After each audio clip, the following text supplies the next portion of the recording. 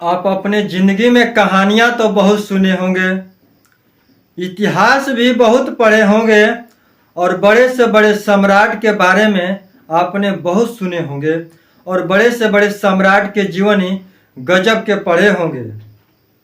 लेकिन भारत में कुछ ऐसे सम्राट पैदा हुए कि जिनकी बराबरी आज तक कोई नहीं कर पाया। हाँ, कुछ ऐसे सम्राटों के बारे में जरूर पढ़े होंगे और आज भी उनकी बोलचाल में बहुत भाषाएं और बहुत मुहावरे और कहावतें बना दिया गया है और असली जो सम्राट हैं उनकी इतिहास को छुपा दिया गया है। इसके पीछे क्या कारण है, क्या घटनाएं हैं और किस कारण से छुपा दिया गया, फिलहाल अभी तो यह रहस्य बना हुआ है, अभी इसकी पूर्ण जानकारी नहीं हो पाया है। लेकिन मैं ऐसे ही एक भारत के सम्राट की चर्चा करने वाला हूं। आप इस वीडियो को स्किप मत कीजिएगा क्योंकि यह वीडियो बहुत ही मज़ेदार होने वाला है और यह जो जानकारी बताने वाला हूं कम ही सुने होंगे या बिल्कुल ही नहीं सुने होंगे। उस पर चर्चा करने से पहले इस चैनल पर नए हैं तो चैनल को सब्सक्राइब कर लीजिए और वीडियो को लाइक शेयर अवश्य कीजिएगा। मैं सुशील कुमार और आप देखना शुरू कर चुके हैं टाइम्स ऑफ गाजीपुर। विश्व विजेता सम्राट अशोक महान जी का नाम तो आपने जरूर सुना होगा क्योंकि पूरे दुनिया में एक ऐसे ही सम्राट हैं जिनके आगे विश्व विजेता सम्राट और नाम के बाद महान लगाया जाता है। उनको प्रियदर्शी सम्राट अशोक महान भी कहा जाता है। उनके और भी कई नाम हैं। देवा नाम प्रियदर्शी सम्राट अशोक महान भी कहा जाता है।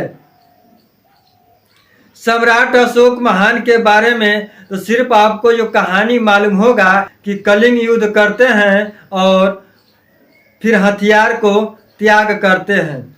लेकिन कलिंग युद्ध का त्याग कर देना, हथियार का त्याग कर देना, कलिंग युद्ध पर विजय प्राप्त कर लेना, इतना ही सिर्फ करने से किसी सम्राट को महान नहीं बनाता, प्रियदर्शी नहीं बनाता, देवा नाम प्रियदर्शी नहीं बनाता, सम्राटों के सम्राट और विश्व विजेता नहीं बन जाते। सम्राट अशोक महान वो कैसे महान हो गए, कैसे प्रियदर्शी हो गए, कैसे देवा नाम प्रियदर्शी हो गए और कैसे सम्राटों के सम्राट हो गए।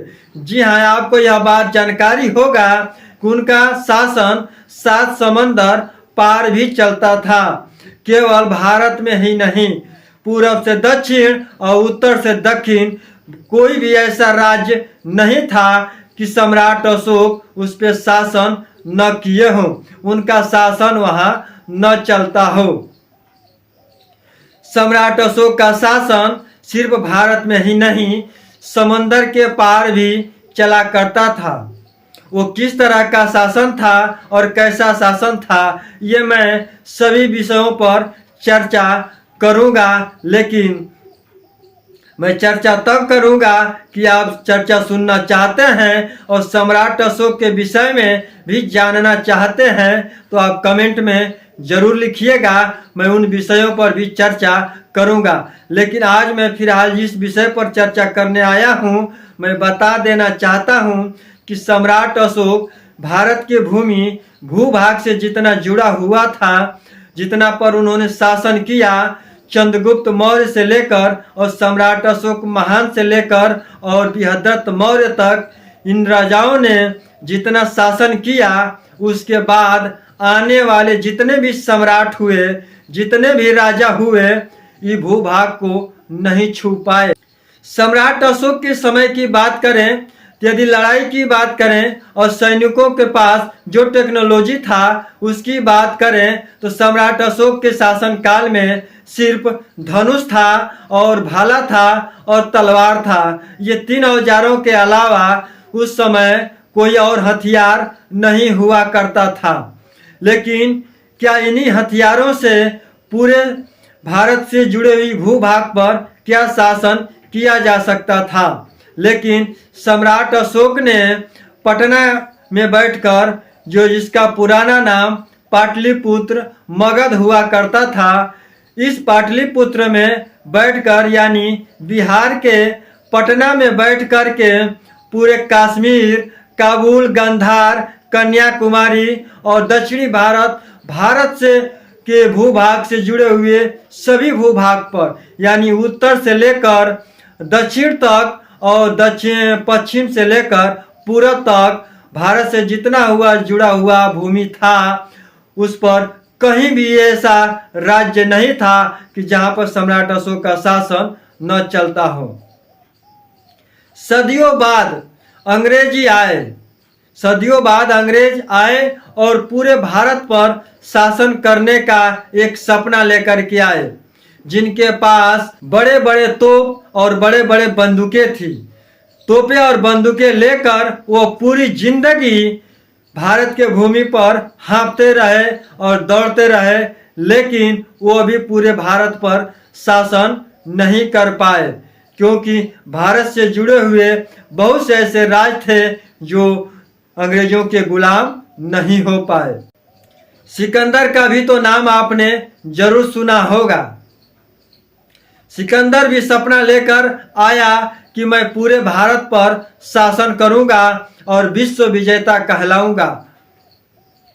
आज भी लोग कहते हैं कि जो जीता वही सिकंदर, लेकिन मैं कहता हूं जो हार के भाग गया और बाण के मार से भाग गया मैदान छोड़ के, वही सिकंदर है। लेकिन जो जीता और सिकंदर को जो मार के भगाया वो चंद्रगुप्त मौर्य है, जो भारत के भूमि पर पैदा हुए थे।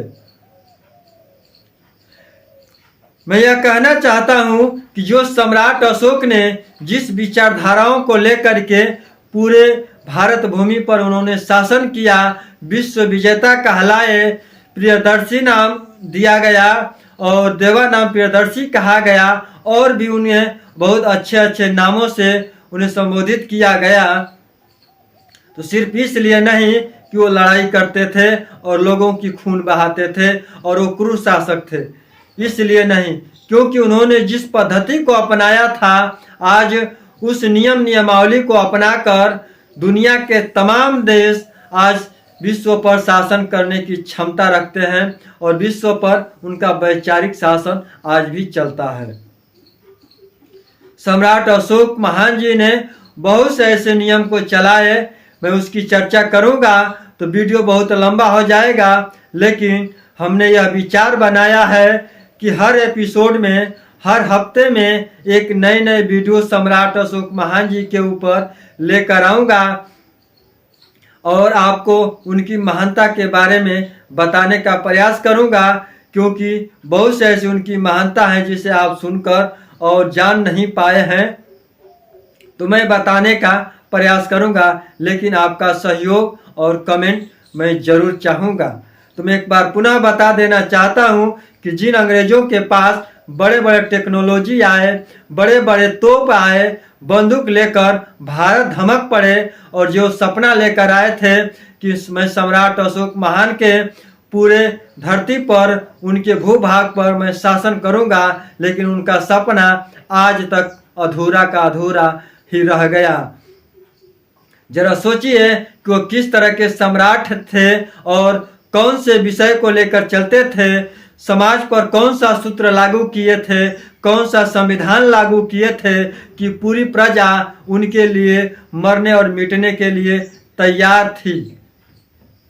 आज जरूरत है भारत भूमि पर उसी संस्कृति को लाने का, वही नियमावली को हम मनुष्यों को पालन करने की, तभी फिर से एक बार भारत विश्व गुरु बन पाएगा। फिलहाल इन्हीं बातों के साथ आज का वीडियो मैं यहीं समाप्त करता हूँ। नमस्कार, जय भारत।